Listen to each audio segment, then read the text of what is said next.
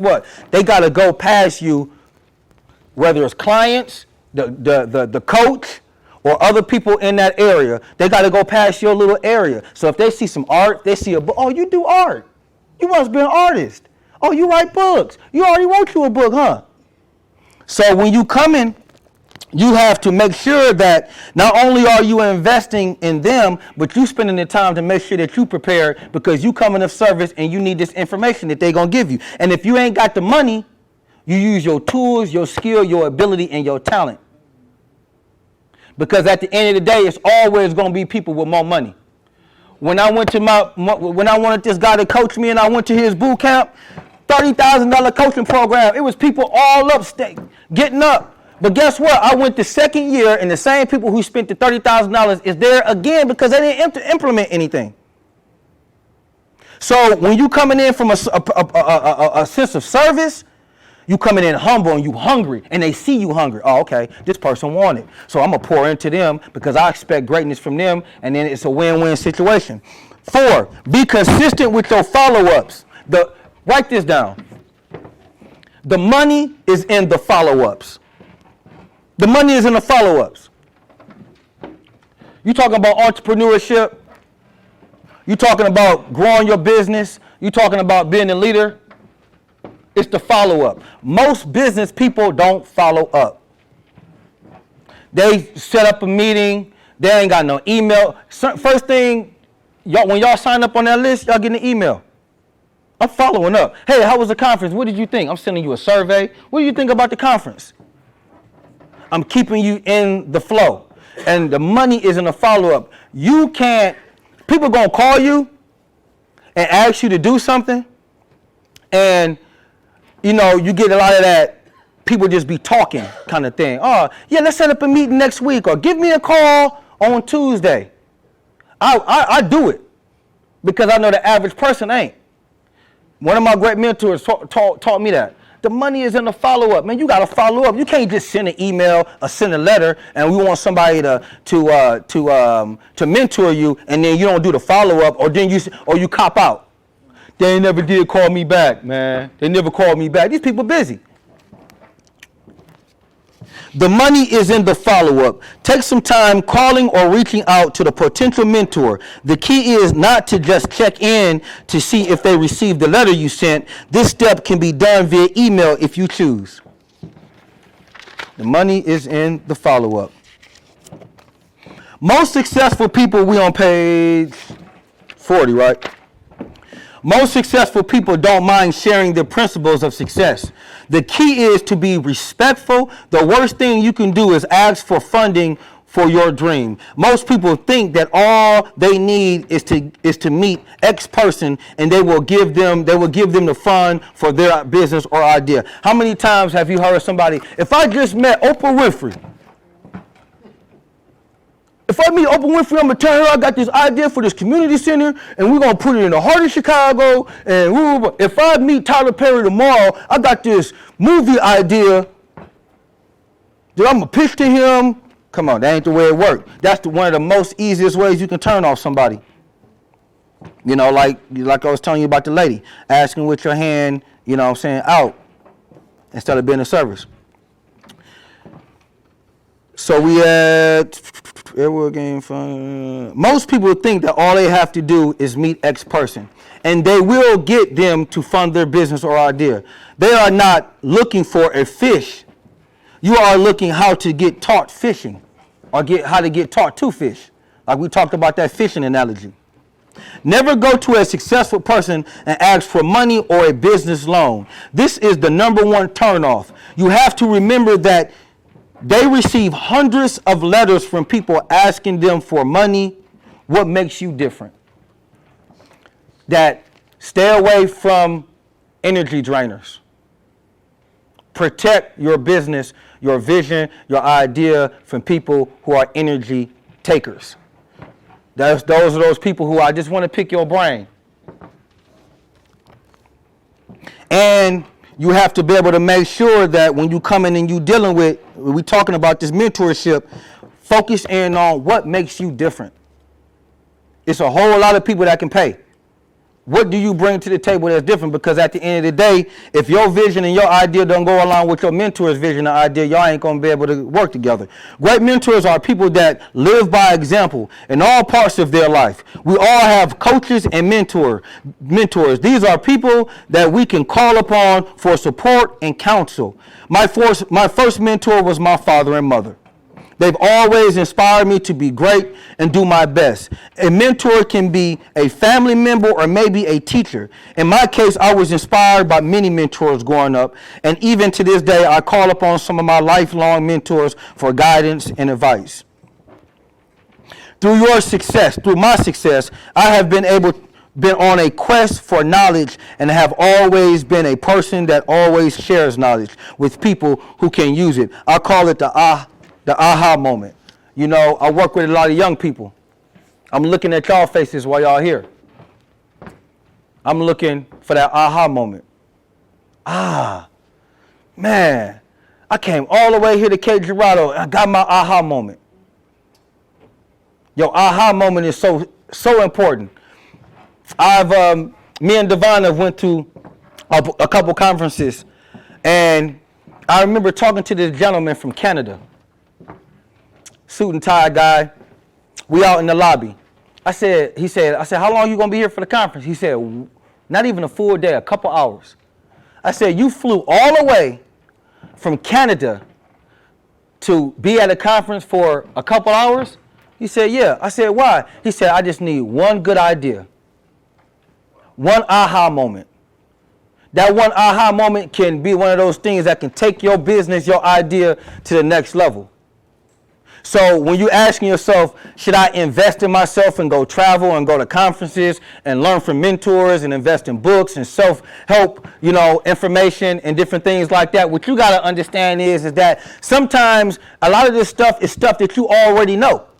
Everything in this book, a lot of this y'all already know. It's confirmation.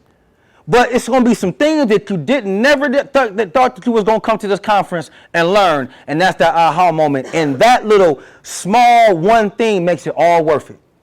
It makes it all worth it. I invested time and energy, $1,400, $200, $2,000 I've invested, flying all over the country to go to a conference, go to some speaking, go to some engagement. While everybody else was saying, oh man, you done took your last, I done took car payments.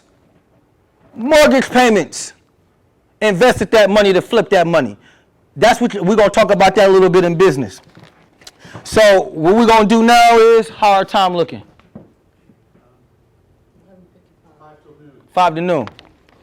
We're going to go ahead and get ready to go ahead and break for lunch. I want to kind of open up this last little 5 minutes real quick before we come back. And I want you guys to kind of give me some feedback on some of the things I just learned with this last piece.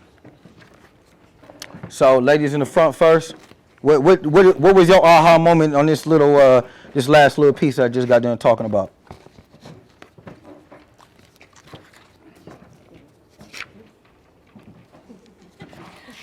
Come on now, we didn't talk about mentorship. We didn't talk about.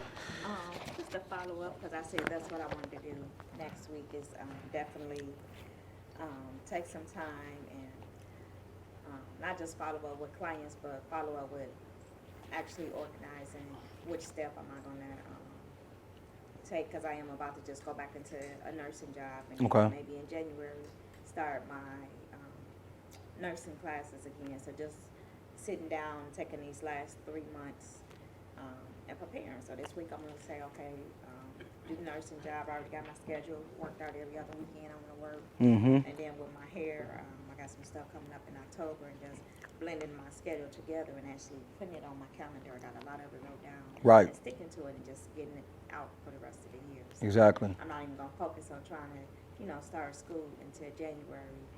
And that's just based on some things, how it's going to go with the hair as well. So just bringing it together. Like you said, I got to prepare for failure. Where if this don't go through, then what step am I going to take? So right. Putting this here and here and here. And right. So organizing. Just really focusing and just like I said, this is like a confirmation and just saying, I believe in the stars. Right. So, and just even with the personal issues, you know, making sure you control, alt, delete. Right. Get people out your space. Right. That's not there or not pushing you forward. And, you know, like you were saying with your energy. Right. Not like, Gotta protect that energy. like I want to slap somebody. You got. Well, who am I around? Right. You That's know, making you. It is what it is. It is what it is. Because I'm focused. I'm waking up and I want to slap. Right. Focusing on what I Right. need to do. And I'm Right. like, no, it is what it is. It is, You yeah. gotta be honest with yourself. You gotta be honest. If I can't be sitting up here like, oh, I'm okay and everything's Right. okay, Right. then it was a blockage. And as soon as I got rid of that blockage, I was able to focus. And another thing you said, things just fall. If it's meant for it to happen, it's gonna fall. It's gonna fall, Just yeah. like when my nursing, I went to a job fair and I went for a totally different other thing to get funding for my taxes or Mhm. whatever. And then I was, you know, they of course asked you what your background was, and I said, well, I was in nursing going for RN, and then I, you know, got attacked on my job. Mhm. I kind of still want to go for my RN, but I don't want to get attacked again. Right. So Right. then the lady was just like, well, long story short, she just was just like, well, no, we're gonna get you back in. And this and that. And I was just like, I don't know. But anyway, she gave me a link to the job site. I went in there, did the application, got an interview the next day, got another interview the next day. I had 3 interviews. Oh, already. beautiful. So, like I said, when it's something meant for it to happen, it's just gonna It's flow. going. Right? It's going to flow. Exactly. So that was like kind of confirmation to me. Beautiful. To, you know, overcome, you know, objectives and Right. obstacles. In Right. life. And so, you know, I just kind of look at my incident like a bad car accident. I can't be like, well, I'm not gonna never drive again. Right. Because I had a bad accident. Right. So my accident at work, I can't be like, well, I ain't gonna never do nursing again. I'm Right. gonna never go into help. Right. You know, people, because that's my passion. That's your I wanna passion, travel and you got to as stay a, on that. Traveling nurse, do like missionary travel. Right. To Dubai and different stuff like that. So I can't let that attack define my life. Who you are. Exactly. Can we give her a round of applause for some support? All right, we're going to do one more, and then we're going to go ahead and break for lunch. So tell me one other piece. We want to talk? Anybody want to talk? Anybody want to say something? Come on now, give me some feedback. Okay. So. Uh-oh. Hey, now. Hey, now. Okay, so 4 easy steps to approaching a mentor. Mm-hmm. My pastor is one of my mentors. Okay. She's like the top person. Mm-hmm. Mentor. Now, how I started with her is working for free. Right. And everybody was like, I didn't have a job. I had just gotten out of school and everything. And like before I started my externship with her, like she's the one I did my externship with. Okay. And then after I graduated, I was still working for her, and everybody was like, "Is this church gonna pay you?" And I was Right. like, "I'm getting paid because I'm practicing everything that I learned in school." And I got a whole bunch of flack. Why you working for free? Why you working for free? Why you working for free? I'm like, I have somebody that is right there with me, Right. teaching me how to be professional, Right. be business-like, how to speak Right. in public, how to speak about political issues, Right. like who to talk to, who not to talk to, how to read the room, how to network, how to work a room. Exactly. And I'm like, Right. money does not equate. Now you can't. Yes, I'm going to keep working for free. What you're doing is you paying for your education. Yes. You know, you're learning. And, you know, just like with college, you know, that investment that you putting in, you ain't working for free. You giving her something. And she, you know, that's where the balance comes in, is that you giving her something, she giving you something. And to other people, that's looking at, you know, like, that's the difference between a liability and an asset. You know, is that sometimes you might not have the physical money, but you bring some other value in there, and it makes it a win-win situation. Yeah. So give her a round of applause for that comment. Page 51. Okay. We're talking about entrepreneurship. The activity of setting up a business or businesses. Page 51.